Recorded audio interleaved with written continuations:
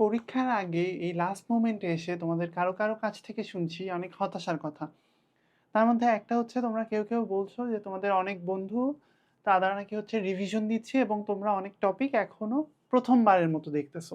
এই হতাশা কেন হচ্ছে তোমাদের মাঝে আমি শুনে আসলে আমার কষ্ট লাগছে, সেজন্য আমি চলে আসলাম একটা ভিডিও বানাতে। আসো সবার আগে আমি বলি, তোমরা প্যানিক করো না। পরীক্ষার লাস্ট মোমেন্টে এসে তোমাদের সবার জন্য সবচেয়ে বেশি জরুরি হচ্ছে শান্ত থাকা। শান্ত থাকো এবং একটা জিনিস মাথায় রাখো যে সবার জার্নি কিন্তু সেম না। তোমার জার্নি এবং তোমার অন্য যে বন্ধু আছে যার সাথে তুমি তুলনা করছো, তুলনা করা থেকে বিরত থাকো। তোমার জার্নি এবং তোমার সেই বন্ধুর জার্নি কিন্তু ডিফারেন্ট। তোমার লাইফের স্টোরি এবং তোমার সেই বন্ধুর লাইফের স্টোরি কিন্তু ডিফারেন্স আছে।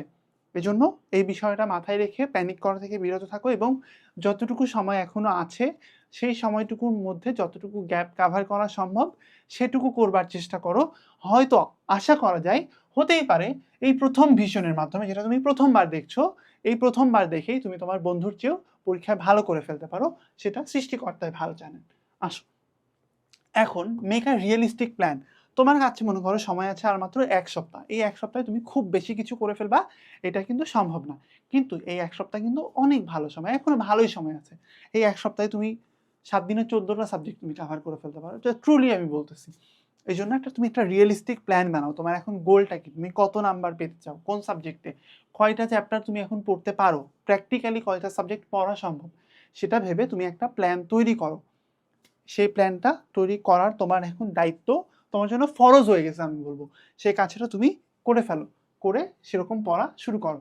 তারপরে হচ্ছে প্রায়োরিটাইজ চ্যাপ্টার বাই মার্কস। আমি তোমাকে বলি, এটা আমি বলতেছি যে চ্যাপ্টারগুলোকে প্রায়োরিটাইজ করো। যে চ্যাপ্টারগুলোতে মার্কস বেশি, যে চ্যাপ্টারের নাম্বার বেশি, সেই চ্যাপ্টারগুলোতে বেশি গুরুত্ব দাও। আমি তোমাকে বলি, আমাদের হালকেনস্টাইন থেকেই বেশ কিছু ভিডিও করা হচ্ছে সবগুলা সাবজেক্টের উপরে আমরা ভিডিও করছি যে কোন চ্যাপ্টারগুলো বেশি ইম্পর্ট্যান্ট, কোন চ্যাপ্টার থেকে প্রশ্ন আসার সম্ভাবনা বেশি। তুমি চাইলে সেই ভিডিও থেকেও হেল্প নিতে পারো, বা তুমি নিজের গুরুত্বের বিবেচনা তুমি নিজে ঠিক করো যে এই চ্যাপ্টার থেকে বেশি প্রশ্ন আসবে তাই আমি এই চ্যাপ্টারটা পড়বো, এই চ্যাপ্টার থেকে প্রশ্ন আসার সম্ভাবনা কম তাই আমি এই চ্যাপ্টারটা এখন বাদ দিব। এরকম একটা মেথড তুমি কিন্তু ফলো করতে পারো। তারপরে প্র্যাকটিস অ্যান্ড রিভাইজ ফর্মুলা। এখন যেহেতু তোমার সময় অনেক কম, তুমি একটা জিনিস শিখো, যেটা পরীক্ষায় আসার সম্ভাবনা বেশি, ওটা তুমি এখন শিখো, কালকে তুমি জিনিসটা রিভাইজ দিয়ে একদম ফাইনাল একদম করে ফেলো। যেমন মনে করো আইসিটির কথা আমি বলবো, আইসিটিতে মনে করো সার্বজনীন গেট আসার সম্ভাবনা বেশি। আজকে তুমি সার্বজনীন গেট সুন্দর করে শিখে ফেলো, কালকে রিভাইজ দিয়ে ফেলো, তাহলে তোমার একটা কমপ্লিটভাবে পড়াটা হয়ে গেল। ভোলার চান্স তোমার অনেক কম, তুমি পরীক্ষায় পারবা। কোয়েশ্চেন ব্যাংক সলভ, এটা যাদের এখন যারা মোটামুটি ভাবে প্রিপারেশন ভালো, তারা কিন্তু কোয়েশ্চেন ব্যাংক সলভ করতে পারো লাস্ট মোমেন্টে এসে। আর যাদের প্রিপারেশন একদমই খারাপ, যাদের হাতে আর সময় নাই, তারা কিন্তু কোয়েশ্চেন ব্যাংক সলভও যারা করতে পারবে না তাদের দরকার নাই।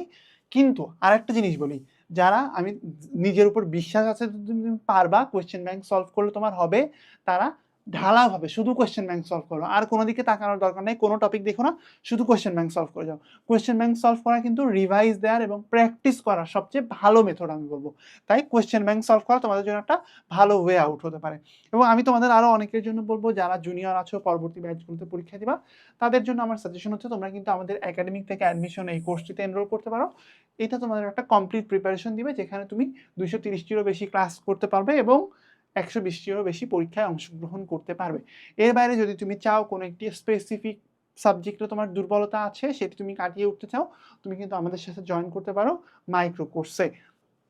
আসো আমরা আবার টপিকে চলে আসি, study in blocks with short ব্রেকস। এখন যেহেতু তোমার অনেক সময় কম, তোমাকে ছোট ছোট ব্লকে পড়তে হবে। কেমন ব্লক? মনে করো তুমি 2 ঘন্টা করে পড়বা, 2 ঘন্টা করে পড়ার জন্য তুমি 4টা ব্লকে পড়বা, 25 মিনিট করে এক একটা ব্লক। আমি তোমাদেরকে রেকমেন্ড করবো তোমরা কেউ 25 মিনিটের চেয়ে বড় ব্লক বানাবা না। 25 মিনিট ব্লক কিভাবে তাহলে হবে?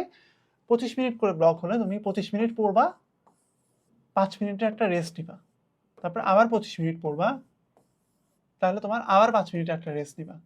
দেখো তোমার এখানে 1 ঘন্টা চলে গেল না? এরকম ভাবে আবার রিপিট করবা জিনিসটা, তাহলে তোমার এর মধ্যে তোমার 50 মিনিট 50 মিনিট মানে 1 ঘন্টা 40 মিনিট পড়া হবে এবং 20 মিনিট রেস্ট নেওয়া হবে। এরকম 2 ঘন্টা যাওয়ার পরে তুমি একটা পুরো 30 মিনিটের একটা রেস্ট নিবা।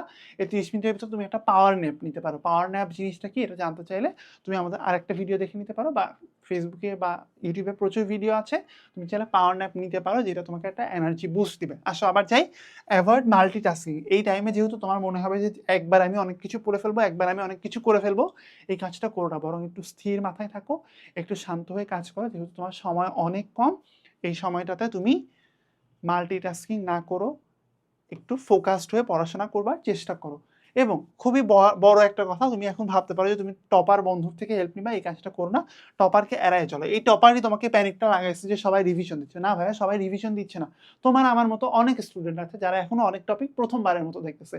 তাই টপার যে বন্ধু আছে তোমাকে, যাকে তুমি ভাবছো যে তোমাকে হেল্প করবে, এই বন্ধু থেকে আপাতত একটু দূরে থাকো। এ তোমাকে বরং আরো বিপদের দিকে ফেলে দিচ্ছে। এবং লাস্ট কথা হচ্ছে, একটু চিল থাকতে ট্রাই করো। নিজেকে একটু মোটিভেটেড রাখো। এখনো সময় আছে। তোমরা আশা করি আমি ভালো করতে পারবে। তোমাদের জন্য অনেক, অনেক শুভকামনা থাকলো হালকেনস্টাইন পরিবারের পক্ষ থেকে। তোমরা একটা সুন্দর মতো পরীক্ষা দাও এবং কনফিডেন্সের সাথে পরীক্ষা দাও।